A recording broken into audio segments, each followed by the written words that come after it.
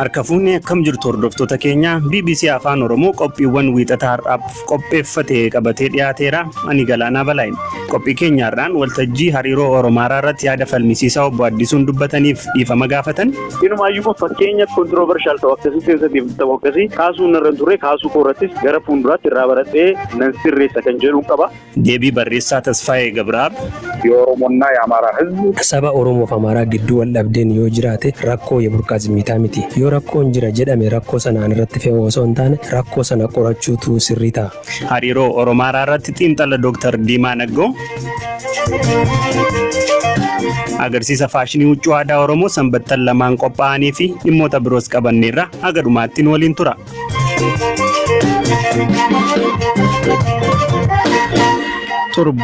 Torbeewwan darban keessa barattoonni yuunivarsiitiiwwan Jimmaaf Arsii baratan dhukkubsattoota otoo kunuunsinu ofiif kunuunsa dhabnee jechuun hiriira ba'anii turan. Haaluma wal fakkaatuun guyyaa irraa barattoonni meedisinii mana barumsaa Black Lion fi kolleejjii meedikaalaa Millennium Qidduus Phaawulos baratan mormitti jiru.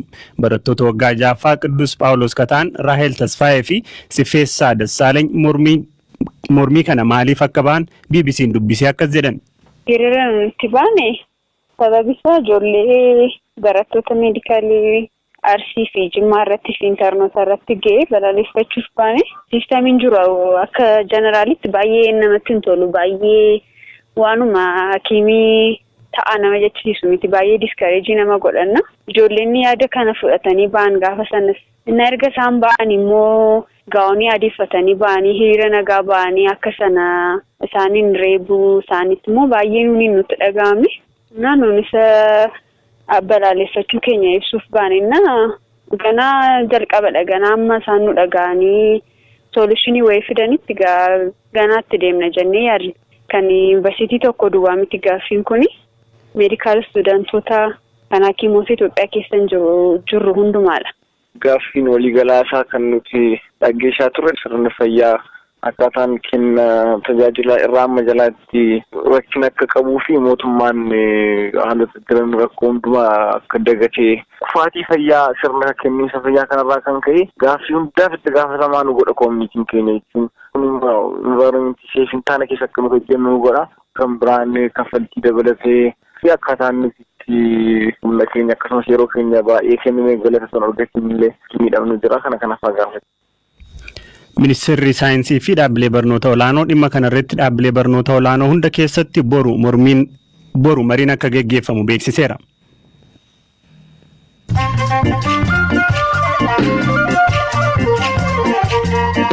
Dhaggeeffattoota keenya yaada falmisiisaa obbo Addisuu Fa'iif oduu gaggabaaboo hirphaa gammachuu booddee walitti deebi. Galatoomii akkam jirtu dhaggeeffattoota keenya qabeenya korporeet xirat qisaasessuun obbo Barakat Simoonii fi Taaddasaa Kaasaa mana murtii waliigalaa naannoo Amaaraatti har'a himataman himannaa arfan irratti dhiyaates mormanii jiru. Paarkii biyyaalessaa Sulula Gibeetti roobiin 28 guyyoota muraasatti du'ee argame. Daayirektarii paarkichaa obbo Kumarraa Waaqjiraa ka'umsi isaa hin baramne jedhaniiru. qoratamaa jira. Saampilii fudhatamee sababii isaa akka baramu amma isumarra jirra jecha hin baramne gana laaboraatooriitti noomaatiin ilaalamee hin baramu. Karaan daangaa Itoophiyaa fi Eertiraa wal quunnamsiisu guutummaatti cufamuu jiraattonnii fi qondaaltonni naannoo himan. Karaan Buree Asab geessu har'a cufamuu biiroon koominikeeshinii naannoo Afaar himee jira. Lammiileen Itoophiyaa 850 Saudi Arabiyaa irraa gara biyyaatti deebi'an. FBC'n akka jedhutti torban darbe keessa gara biyyaatti deebi'aniiru. Sri Lankaatti aleellaa boombii lubbuu namoota 290 dabarsee gartuu neetwoorkii sadarkaa idil addunyaa qabuun qindaa'utu himame. Dilbata kaleessaa hoteelotaa fi mana kadhannaatti namoota 500 oltu madaa'e. Kaartuumitti mormitoonni daandii cufuu akka dhaaban humni waraanaa Sudaan akeekkachisee jira. Mormitoonni koree humna waraanaa biyyattii wajjiniin hariiroo qaban iddaan kutuu dubbatanii jiru. Oduun sa'aatii kanaaf qabadhe isaan kan. Hirphaa galatu.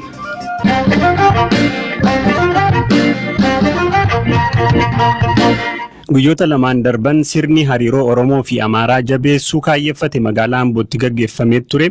Sirna kana irratti jilli pireezidantii naannoo Amaaraa Dr. Ambaachoo Mokonninii fi pireezidantii itti aanaa naannoo Oromiyaa obbo Shimallis Abdiisaan durfamu argameera. Dhimma dantaa addaa Oromiyaa magaalaa Finfinnee irraa qabdu afaan Oromoo akka afaan Amaaraa afaan hojii federaalaa gochuu fi dhimmoota ijoo siyaasa amma jiru irratti xiyyeeffatan gaaffii ijoo ta'anii dhiyaataniiru. Dhimma magaalaa Finfinnee irrattis naannoon Amaaraa dhimma heera mootummaa irratti taa'e qixa sirriin akka hojiirra ooluuf ejjennoo cimaa akka qabu Dr. Ambaachoo himaniiru. Hariiroo uummattoota lamaanii irratti yaada marii kan dhiyeessan obbo Addisuu Araggaa haasaa isaanii keessatti gahee kitaaboleen hariiroo uummattootaa cimsuu caala hammeessuu irratti qabaniif kitaaba Gadaa Gabraab yookaan Tasfaayee Gabraab akka fakkeenyaatti kaasuun garuu dubbii ijoo fi mormii kaaseera.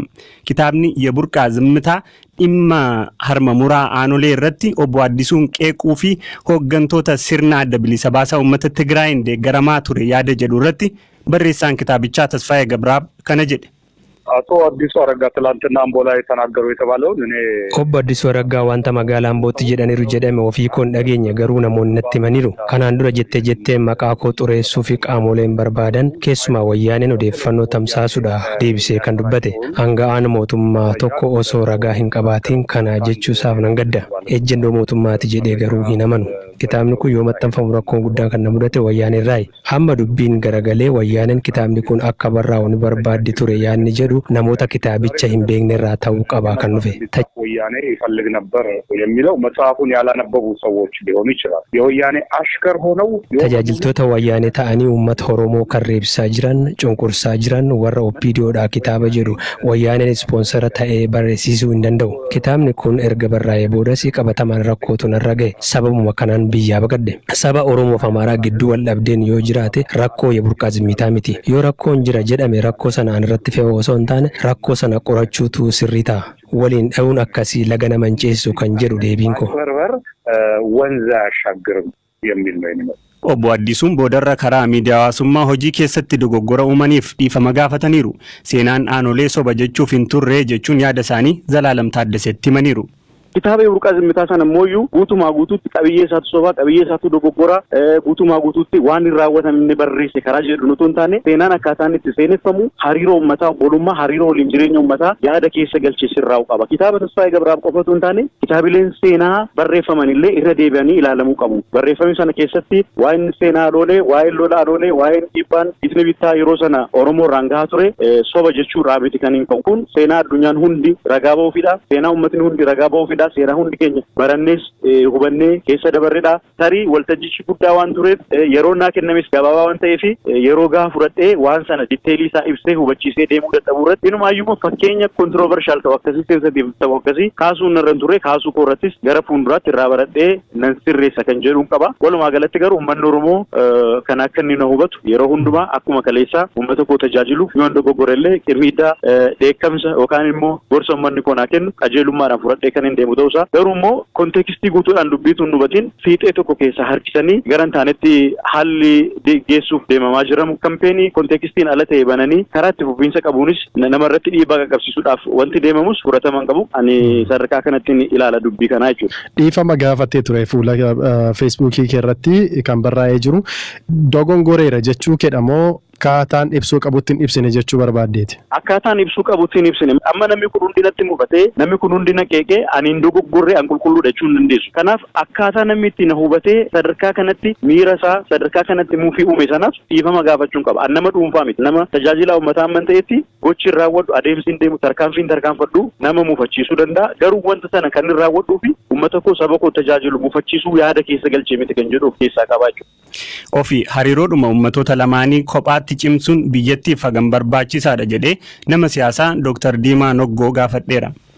Biyya Itoophiyaa keessatti nagaa fi tasgabbii uumuudhaaf uummattoota hunda gidduutti hariiroon gaariin hariiroon obbolummaa jiraachuun barbaachisaadha. Natti fakkaata keessattuu immoo Oromoo fi Amaara gidduutti maaliif Oromoo fi Amaarri walqixa biyya kanaa keessaa harka sadii keessaa lama ta'u uummanni kun lamaan wal keessa qubataa fi kanarraa kan ka'e isaan gidduutti hariiroon gaariin jiraachuun obbolummaan dagaaguun uummatoota warra hafeef immoo haammatanii tokkummaadhaan biyya kana gara fuulduraatti deemsisuu irratti qooda qabaachuu danda'a jedheetan yaada. Hariiroonni kun hiree biyyattii gara fuulduraa dandeettii jijjiiruu qaba. Uummattoota kaanituun hammatiin saboota kaan utuu hin hirmaachisiin.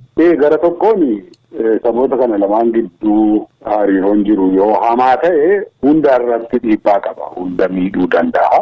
Gaarii yoo ta'e immoo warra hafanis utuu hin qopheessin utuu uummatoota biraa moggeessuun qabu. Hariiroon isaan lamaan gidduu uummatoota biyya kana jiran biraa moggeessuun qabu jedhee kan amanaa. Isaaniin hammatee biyya kana tasgabbeessuu irratti qooda taphachuu danda'a jedhee yaada. Kan dhageenye Dr. Diimaa Noggooti.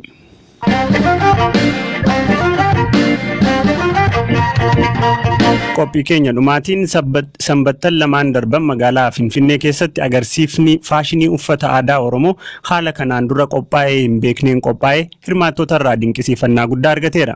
Qopheessitoonni agarsiisa faashinii huccuu aadaa 9 ta'anis uffata aadaa Oromoo hammayyeessuu fi bifa duudhaa hin gadhiifneen qopheessanii dhiyeessuun hirmaattota irraa dudduubeen argatan hamilee akka isaanitti hore BBC'tti himaniiru. Firaafoolii dhugaasaa dabaltee isinitti himti. Sanbataa fi dilbata darbe hoteelotni Hyatt Regency fi Skylight qophii agarsiisa huccuu aadaa fi ammayyaa gosa isaaniin kan duraan hin beekamne keessummeessaniiru. Sanbata agarsiifni faashinii Oromoo Gadaa Fashion Night jedhamu hojiilee dizaayineroota Oromoo 8 walitti dhufuun qopheessantu dhiyaate. Agarsiisa kanarratti dizaayineroota hojiilee isaanii dhiyeessan keessaa tokko kan taate Seenaa kee Beekii Girmaadha. Akka yaadnitti qofa osoo hin ta'in more than expectation ture, baay'ee bareedaa ture. Kan jalqabaas hin fakkaatu ture. Namoonnis baay'ee gammadanii turanii. Nutis baay'ee gammanneerra. Uffanni aadaa Oromoo akka saala ammayyaa ta'eetiin haala yeroo hundumaa uffachuuf mijataa ta'eetiin waan hojjetameef namoonni gammadaniiru, baay'ee jaallataniiru. Aadaa hir'isuunis gaarii waan hin taaneef safuusaa sun dhabee garuu yeroo hundumaa akka uffatamuuf safuusaa eeganii hojjechuun yakka hin qabu jedhee yaada. Namoonni tokko kana accept gochuun baay'ee isaanitti ulfaata. Namoonni tokko immoo kan uffachuuf homaayyuu waan jedhan. Agarsiifni guyyaa dilbataa dhiyaate ammoo agarsiisa aadaa faashinii mooyii yommuu ta'u, huccuuwwan agarsiisaaf dhiyaatan guutummaatti mooyii xilaanuun kan qophaa'an turan. Agarsiisa kanarratti hedduu dadhabdee akka turtee fi akkuma dadhabbii ishee yaadni namootni irratti hirmaatan irraa argatte hamilee kan itti hore ta'uusaa mooyiin ni himti. Dhugaa sooftaanaan baay'ee dadhabbii qaba ture, garuu haalli kaleessa namni yaada sannaa kennanii yaada bareedaadha, wanta hamilee naaf kennuudha. Waa argadheera yaadu garuu haalli tokko calbaasiinii tureera. Inni ammatee tokkonni deeggarsa naa godha jedhee kan yaadu malee jalqaba kana sanis bu'aa yaadee bitii kan hojjedhe hangaarraatti. Namoota qophiilee lameenuu irratti hirmaatan keessaa dargaggoo Mootii Abaltii fi shamarreen Hiliif Alamaayyoo miiratti dhaga'amee fi wanta irraa hubatan akkasiin ibsu. An baay'ee jaaladheera. Bifa bareedaatiin tajaajila Oromoo akka qabaatu kuula Oromoo fayyadamtee bifa ammayyaanis immoo dhiyeessuu dandeessetti. Lamaan isaayyuu wal faana deemsuu akka danda'amu, tokko akka hin balleessinetti wal madaalee akka deemuu danda'utti dhiyeessitee yaada moo'in. Oromummaa isaaniituun gadhiisiin ammayyeessamanidha kan isaan dizaayinii ta'anii. Musliimota illee ijaaba isaa wajjiniin akkamittiin hojjechiifachuu danda'u hojjetamee agarsiifamee jira. Kana dura nuni aadaa masa ganamaati kun jennee wanti nuti uffachaa turre tokko jira. Garuu dogoggoroota hedduu qaba. Fakkeenyaaf guftaan Arsii fi Baalee akka itti hidhatamu gargari yeroo dhufanii dubartoonni haadhi siiqqee dhufanii kan isaan moodeelota sanaaf hidhaa turanii. Kanaaf akkaataa itti hidhamu, akkaataa itti uffatamu illee inni Oromoo durii suniin ni ganama adda ture. Kanaaf nullee irraa baranneerraa jechuudha. Dizaayineroota keessaa tokko kan taate mooyin ji'oota dhufan keessatti agarsiisa wal fakkaatu Ameerikaatti qopheessuu fi biyya keessattis hojii kana jajjabeessuuf karoorfachuu ishee nutti himtee jirti. Dhaggeeffattoota keenya sagantaan guyyaa har'aaf jennee isiniif qopheessine kanuma hanga ammaatti hordofaa turtanidha. Dubbii falmisiisaa obbo Addisuu Araggaa fi kitaaba Yeburqaa Zimmitaa akkasumas odeessaalee biroo hedduu fuula feesbuukii keenya akkasumas marsariitii keenya irratti argachuu dandeessu. Waan nu wajjin turtaniif hedduu galatoomaan isiniin jedha. Horaa bulaa deebana.